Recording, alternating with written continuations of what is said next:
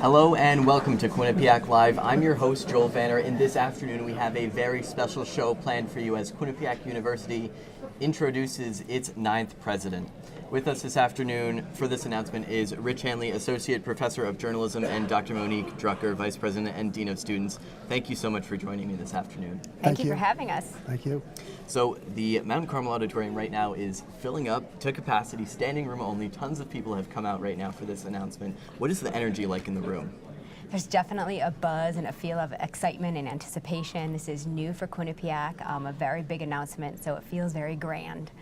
Yeah, this is a historic day, and you could sense the history in the room, you know, in the murmurs, the anticipation, and so on. So this is a big moment in Quinnipiac history. A big moment in Quinnipiac history. Another big day to us was April 26, 2017, when President John L. Leahy announced that he would retire on June 30th of 2018. When you got that memo, what was running through your mind? What did you feel, and maybe what is a memory that you recall with President Leahy? Sure. I think that many of us, there's plenty of people at Quinnipiac who have been here for a very long time, and so all we've known is John Leahy's leadership. So you first get a memo like that, and even if you may anticipate that it's going to happen at one day, there's just uncertainty. But with that also comes the strength of his leadership and the vision that he has set forth and where we are today as a result of that. So just that excitement of knowing we can just build on the strength of the position that we are as a university. So I think that there's lots of opportunity. It was definitely a moment of reflection in the sense that you look back on John's 31 years, went from a university of 2,000 students to a comprehensive university, medical school, law school, engineering, communications, and so on, with 10,000 students. And you just think of all the people he impacted and all the alumni and students that we continue to impact and will continue to impact moving forward. Well, you mentioned it, the medical school, the law school on the North Haven campus. We welcome our viewers who may be watching live from the North Haven campuses. One university, 3 campuses. Quinnipiac truly has grown under President John L. Leahy's leadership. And in May 2017, the university partnered with Spencer Stewart, which is a global search firm. The press conference is starting behind us, so let's go and tune in.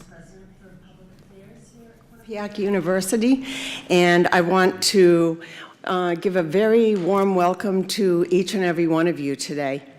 In addition to the members of the media and our university community who are here with us in the Mount Carmel Auditorium, I'd also like to welcome those who are watching from our North Haven campus, from the Piazza, another place on this campus, and especially all those of you who are watching us on Facebook Live.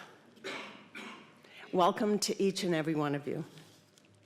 Now, let's get to the reason that we're really here. I'd like to introduce the person who will be making the official announcement about our 9th Quinnipiac University president.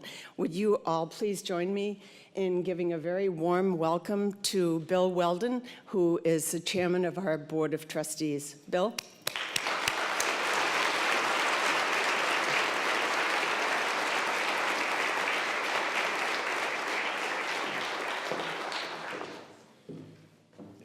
Well, thanks everybody for being here. It's really an honor and a pleasure to be here with you all today to introduce the next president of Quinnipiac University. But before I'd like to do that, I'd like to acknowledge the outstanding job that John Leahy has done, our current president, and all the tremendous contributions he's made over the last 30 years to really make Quinnipiac University a leading university and to take it from a small college to a truly outstanding university. This morning, the Board of Directors voted unanimously for the next president of Quinnipiac University, and they elected Dr. Judy Olien, who is the Dean of the Anderson School of Business at UCLA, to become the next president. You'll have the opportunity to read all about Judy in the handouts that are going out there, but I'd just like to say we've spent it was funny, this morning the search committee said it's been 1 year. It'll be 1 year the end of this month that we've actually started looking and recruiting for a president. And I think that I can say unequivocally from the advisory committee that we had that was made up of the deans, the students, faculty, as well as the administration and the search committee, and now the Board of Trustees has unanimously voted for Judy to be the next president.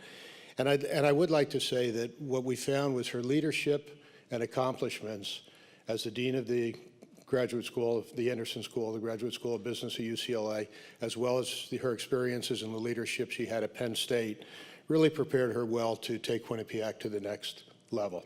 So with that, I'd like to introduce Dr. Judy Olien, the next president of Quinnipiac.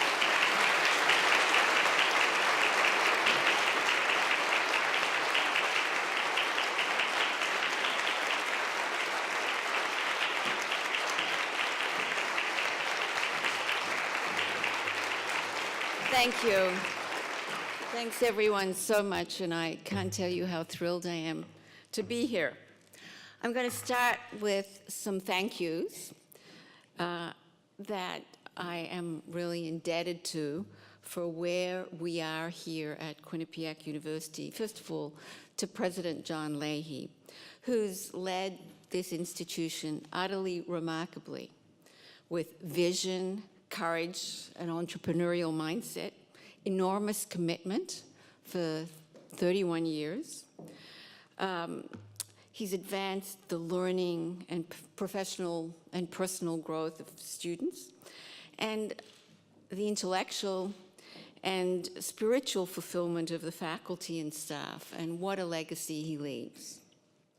To Provost and Executive Vice President Mark Thompson, who has been so creative and effective in advancing faculty initiatives and new programs and advocating for vitally important student improvements. To Bill Weldon, who has expertly led the board, and to the board itself that has guided and supported this institution so passionately as committed volunteers. To the search and advisory committees that chose me. To the distinguished faculty and administrators who inspire in their unbounded commitment to the learning and development of students at Quinnipiac. To the 10,000 students and 50,000 alumni who share and exude in the Bobcat spirit, push the institution to new heights, and partner in making it a source of pride to so many. And of course, to the press that is interested in learning more about Quinnipiac's future. I express to each of you my profound gratitude for allowing me this privilege of becoming your next president, and for the confidence you're placing in me. It is, I can tell you, quite daunting to be following in the indelible footsteps of President Leahy, yet very exciting to be joining you in building this next phase of a very special university. I grew up in different countries to parents who suffered greatly in their lives, but who were always centered on education. In fact, they met at a board meeting of a school board in Grodno, Poland, a village in Poland, before the Second World War. In fact, my mom was the head teacher. My father was a member of the school board. I myself am the beneficiary of their focus on education, and especially my mother's, who raised me as a widow from when I was 12. And I'm also a product of the great American educational system, since I came to graduate school here and was adopted by this system. I've been incredibly fortunate to serve in roles at several outstanding universities, to learn from some of the best leaders, mentors, board members, faculty, administrators, and from students. I've experienced firsthand, and I've seen in many others, the transformation that occurs in a person's life and life journey because of education. And I've witnessed the powerful impact of research on the well-being of individuals, societies, and the planet. I'd like to bring some of what I've learned through all of these experiences and through the good fortune I've had to Quinnipiac. I can't wait to work with this passionately engaged community as partners in advancing a future and a vision that builds on this institution's already amazing accomplishments, and to serve as a model university for other important universities and sectors in the higher education industry and for the 21st century. So let me just answer a couple of key questions that guided me in my attraction here to Quinnipiac. First, where do I see the need in higher education today? Certainly, our society needs world-class research institutions that invent the next cure for diabetes, the next solution to water scarcity, the next miracle seed that nourishes hungry children, or the next friendly robot that takes care of grandma's every need. That's where research universities shine and change the world. And we also need to be practical in addressing the issues of the here and now. There are 6 million unfilled jobs today despite record employment, the lowest records of unemployment, and yet 30 to 40% of college graduates are underemployed post-graduations. And many graduates, mature graduates who are working in careers, are struggling to align what they know and learned with where their jobs or industries are headed. That's the need, to bridge those gaps, and that is where Quinnipiac shines. So, to bridge the gap to what? We need to create models of learning that prepare our graduates to be enlightened citizens and to be ready for the evolving careers of the 21st century for many jobs that don't even exist today. That means a strong foundational education in the humanities, arts, and sciences, and then a set of skills, both technical and attitudinal, that prepare graduates for evolving careers in today's marketplace. Some specific to a field, for example, materials engineering or physical therapy, but others inherently interdisciplinary, like biomedical engineering, geriatric health, digital social sciences, gaming, environmental policy, or entertainment law, and many, many more, many of whom you already do here today. And we must be a destination for continuous learning, an easy touch point for graduates and adult learners who need to come back to stay relevant and remain empowered for their 21st century careers. To me, that's the promise of Quinnipiac University. It, or should I now say we, already does so many things so well, and it can be a model for a vital and largely missing segment of higher education. Quinnipiac has already so many of the variables in the equation in place that are so attractive. It's a comprehensive university with most of the major disciplines that matter for engaged citizenry, critical thinking, aesthetic and artistic appreciation, and for professional fields that are in demand. It's shown its bold ambition time and again, nimbleness to change and adapt that few institutions can demonstrate. It has a thirst for relevance. Its faculty and staff are porous to the world around them, bringing the developments and challenges of societies and the marketplace into the classroom. It has a reputation that attracts diverse students across all fields, students who are eager, passionate, engaged, and proud. It is inclusive and respectful of differences and celebrates those differences. It has a number of distinctions that give it national visibility, notably the Quinnipiac Polls, several degree programs, and a strong athletic program. It has a gorgeous physical environment in its campuses and its surroundings, and it has untapped opportunity in new fields, in new regions of the United States, and internationally. So, to those who ask what attracted you, that's the answer. The societal need, Quinnipiac's strengths, and the promise of realizing an exciting and societally important vision at Quinnipiac. I'm admiring of what is already here and established in people, programs, and buildings, and I can't wait to roll up my sleeves to be part of this stimulating community and vision. My husband, Peter Liberti, and I thank you for this honor and privilege, for what you've already achieved, for the confidence you've placed in me, in our future and for the vital part that you each will play in realizing our ambitions. Thank you.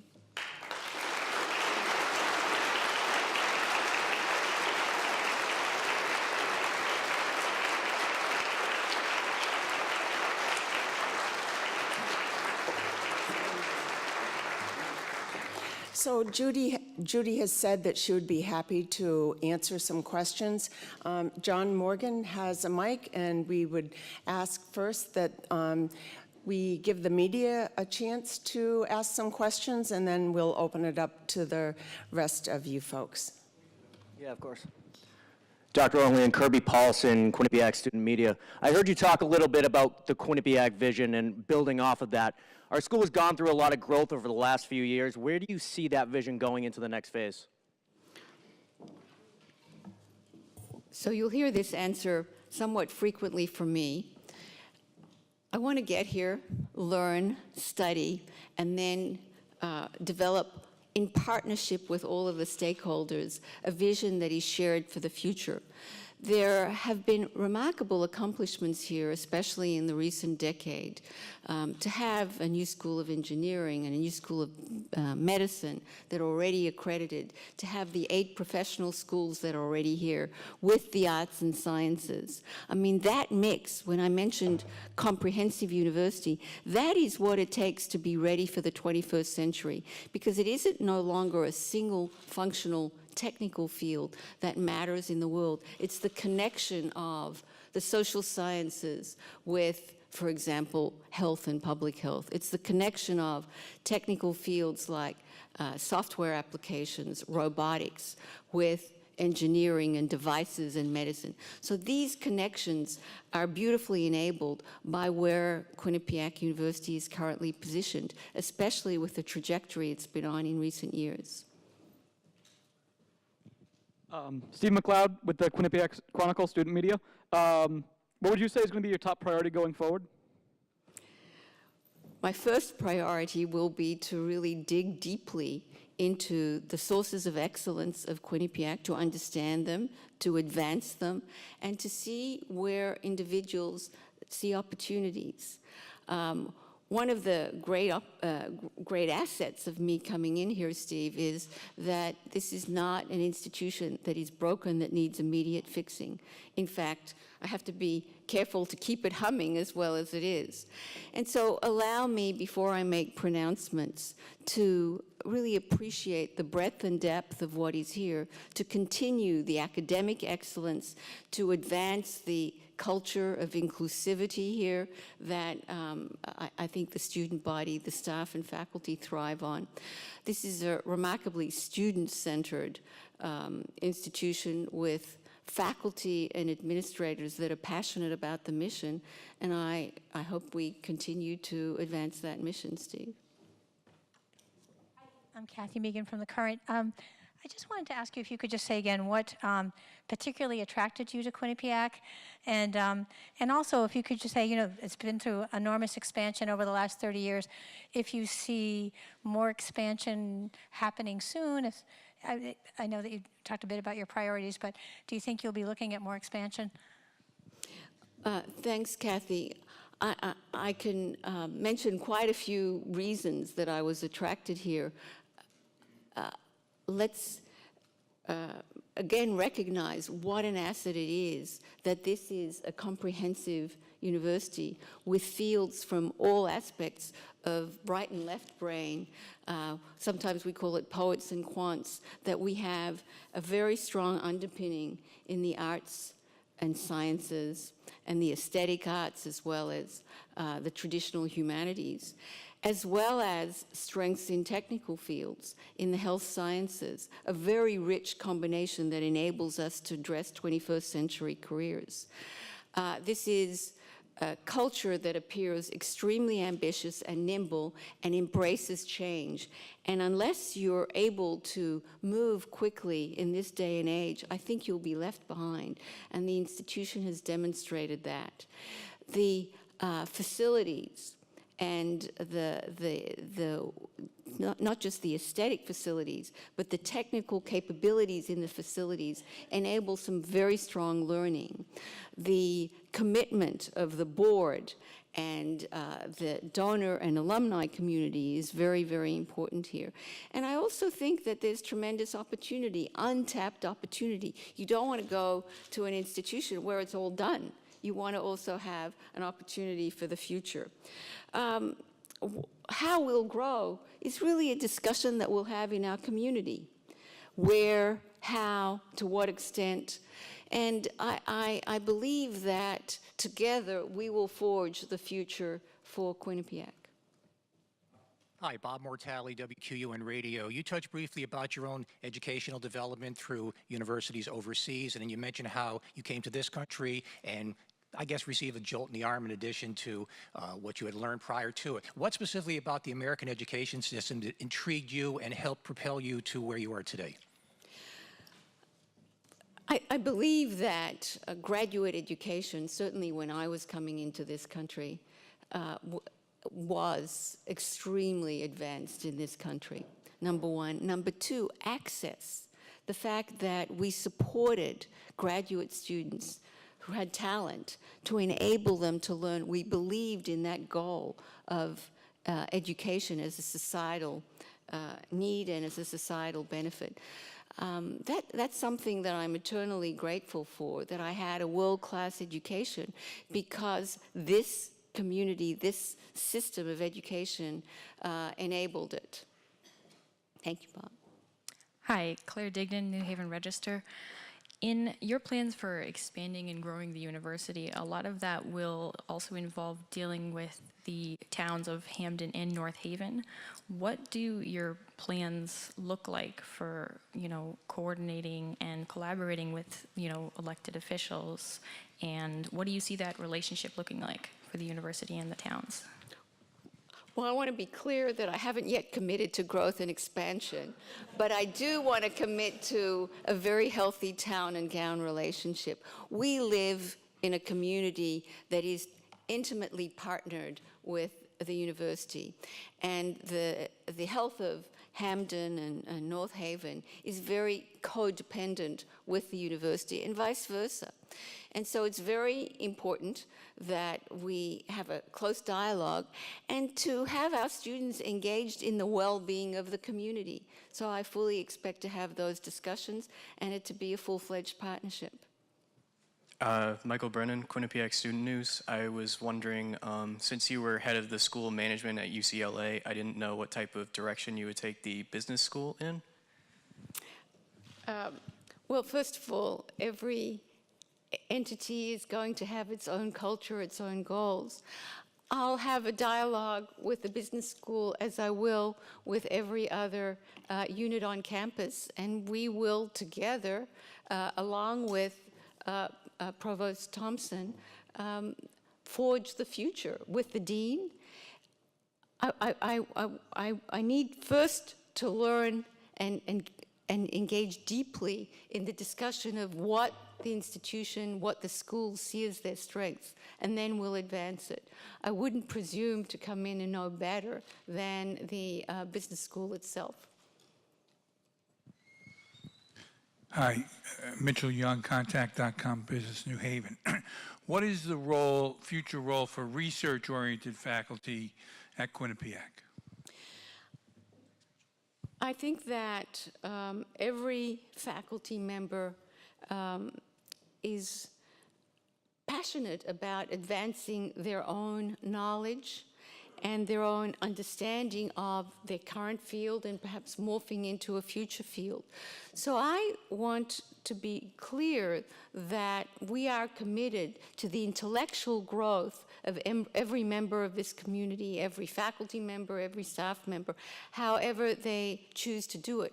I believe that intellectual growth feeds also the classroom experience and is brought into the classroom so that we're not just talking about case studies, but we're also talking about frameworks, about what the research says.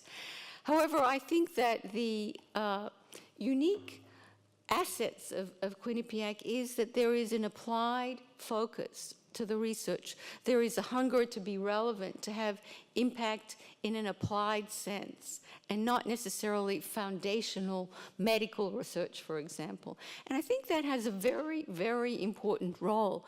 I do come from foundational research type institutions, and as I said in my remarks, they are critically important. But there's also an applied research piece that I think can advance business practices, medical practices, educational practices, artistic practices through solid, relevant, applied, case-based research, organizational research, digital research that has immediate applicability. And I would hope that we support the development of faculty in that regard.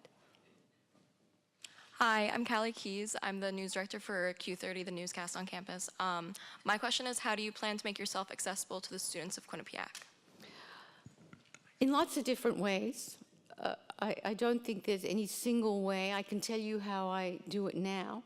I do town hall meetings. I'm very frequently present at various student events. I host events at my house. I interview a variety of guest lecturers in front of students. I bump into them in the hallway. I teach. I don't think there's any single way. And I also ask the students to be mindful of the fact that the president has many different roles to play. One of the things I do now is I actually publish the key facets of my calendar so that people understand where I am and why I can't be at a variety of events. So my hope is that I'll be able to spend a lot of time with students at a variety of events, informal and formal. If anyone bumps into me along the pathways here, I hope they'll give me a piece of their mind, nicely, but a piece of their mind. And that, some of the best ideas we've ever implemented have come from students, and I hope that dialogue continues. Anybody else from the community have any questions? Yep, sure.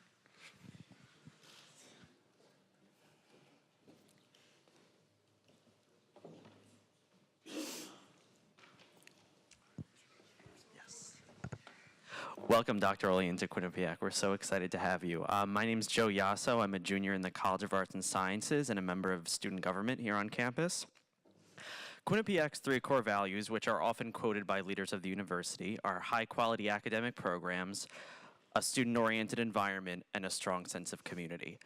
I can tell you we certainly have high-quality academic programs. I'm surrounded by student-oriented administrators, Provost Thompson and Dean Smart, to name 2 that are just nearby. But one thing that I think that we've been struggling over the last few years, and a lot of members of campus have stated this to me, is our sense of community is dwindling. How would you build that sense of community coming in? How would you make us feel like we're a family again that we've kind of lost over the years? Thanks, Joe, for that question and for your role in student government. I think that's incredibly important to build community, that there is a sense of ownership over the community. I will use the word ownership because I do think that builds community. To the extent that the students feel heard and engaged in the key facets of the administration of the campus, I think that does build community, and I plan, when we engage in a strategic planning process, to have an important dialogue with the students so that we all collectively share ownership over the strategic plan and then feel collectively accountable for its execution, for its realization, that we all feel the pride of that success. You know, there are a lot of different ways in which one can build community, through community-wide events, through shared values, through a sense of success and celebration in what the institution is accomplishing. So what I would do is really engage in a soul-searching process with the student community and say, where are the opportunities? Let's talk about it, let's plan for it, and let's go about it together. Thank you, Joe. Hi. My name's Allison Kuhn, and I am a member of the women's lacrosse team here at Quinnipiac. Welcome. We're very happy to have you here. I was wondering, Quinnipiac is very proud of our many excellent athletic programs. How will you continue to build on these programs and help us grow these very successful teams? Well, congratulations on being a student athlete, and I know there are some wonderful student athletes who embody the spirit of the Bobcat spirit, but the spirit of Quinnipiac and the values. I am, you know that I come, well, you probably don't know, but I come from some campuses that have storied athletic programs and have always been very proud of those, and proud of them because they are a window into the values of the institution. When you see the student athlete who is selflessly representing the campus and achieving excellence at huge personal costs. I mean, no one gives you a break in class. You got to do it early morning, late at night. And you're a role model when you exit the campus and represent Quinnipiac. That's a window into the spirit and the values and the soul of the institution. And we should be not just proud of that, but advance that. And again, you would expect me to say, let me find out about the programs and see where the opportunities are, where the needs are.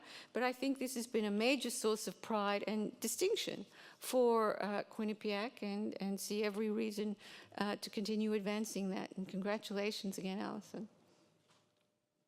Hi, Austin Calvo, Vice President for Student Experience. Austin? Vice President for Student Experience of the Student Government Association. So my question is, what are your plans for increasing diversity and bettering the campus climate for those that already feel as though they don't belong on this campus? That is probably, if not the major issue of our day, one of the most important obligations that we have as a society in general and as a community here at Quinnipiac. And I view inclusivity on many, many dimensions. Inclusivity of thought and ideas, inclusivity of backgrounds, national and international, inclusivity of sexual preferences, of gender, ethnicity, of economic diversity. And I think, just like I was talking to Joe about the fact that there isn't any single dimension that creates community, there isn't any single dimension that alone will account for inclusivity. It's got to be a comprehensive culture that starts with core values that we advance, promote, celebrate, talk about it directly. One of the things I've had experience with is actually also talking about human nature and the biases of human nature from research. We have many instances of research findings that are almost ubiquitous that say that the tendency of human nature is to prefer people like oneself, to have implicit biases and stereotypical, subconscious stereotypes. And so the question to each of us is, why are we different? How do we fight that tendency? And there are official and unofficial ways of doing that. I mean, programming is a key way. For example, we start with diversity theater as part of our orientation to expose people to the sensitivities involved, to have them work them through that. We need to make sure that from an administrative standpoint, all of the representation of our materials, of the exemplars, of the suppliers represent diversity. So just going through every piece of our culture and consistently promoting, advancing, and celebrating these differences, and being willing to ask some tough questions and have some very tough discussions. Good afternoon. My name's Kurt Lang. I'm the mayor of the town of Hamden, and I just wanted to, on the behalf of the town, to congratulate you to welcome you and to say that I very much look forward to working with you into the future. Thank you so much for being here, Mayor, and I do too.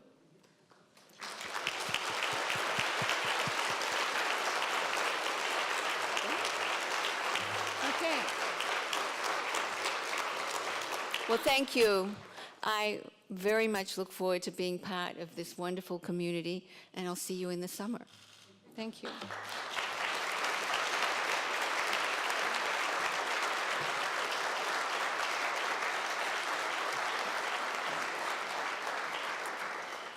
I want to thank all of you for coming this afternoon, and Judy will be available in the coming months, and we will have some welcoming receptions moving forward. I, again, just want to say thank you to everyone and congratulations to Judy, and a special thanks to Bill Weldon for guiding us through this process with such grace and aplomb. Thank you.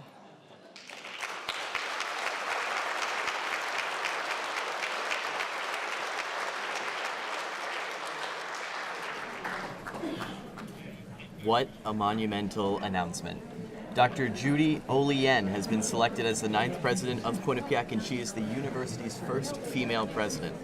What are your thoughts on the speech that she just gave to the university community?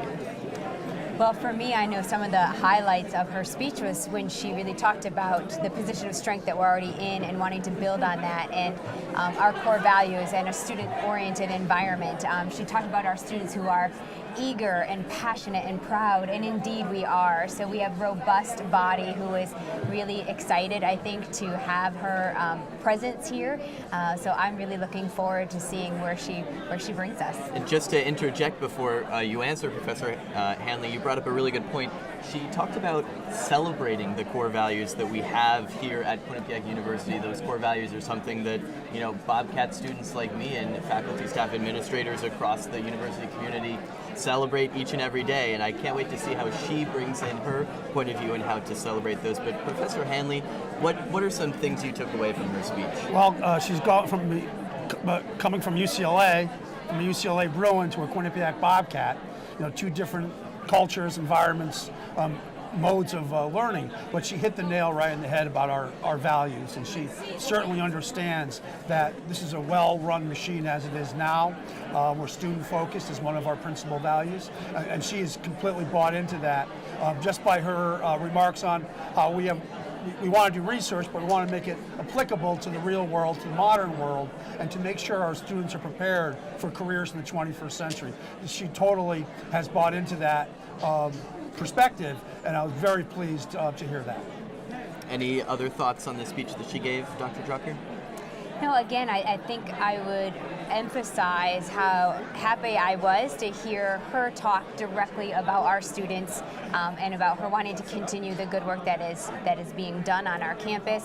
I appreciated the students who were here to ask those questions and to really engage and talk about their excitement, and so I'm looking forward to it. Yeah, and her point about athletics too, I think, is well taken, that she understands athletics serve as the front porch of the university, and she wants to make sure that we maintain a high standard of student athlete. And she even went so far as to reference, and I think the Quinnipiac poll in her speech to make a, it's been in the news recently with all the political talk. I thought that was a nice addition towards the end remarks of her speech. Sure. I mean, she certainly hit on our academic excellence, taking time to really touch on each of our schools and our disciplines, talking about the student athletes, talking about our programs, talking about how she can build on a sense of community and that sense of belonging that is so important to our students and our community as a whole. So I thought she did a really nice job with that. Just one last fact that we may not know, and it's something that I found fun, is that Dr. Olien is known for her boundless energy and baking cookies that give Mrs. Fields a run for their money. So I think that's one of the things that's on my list to look forward to, as Dr. Judy Olien was just selected as the 9th president of Quinnipiac. Again, she is the university's first female president. Dr. Drucker and Professor Hanley, thank you so much for joining me this afternoon. Thank you for having us. Thank you. I'm Joel Vanner, and this was a special edition of Quinnipiac Live. Thanks for watching, and have a great afternoon.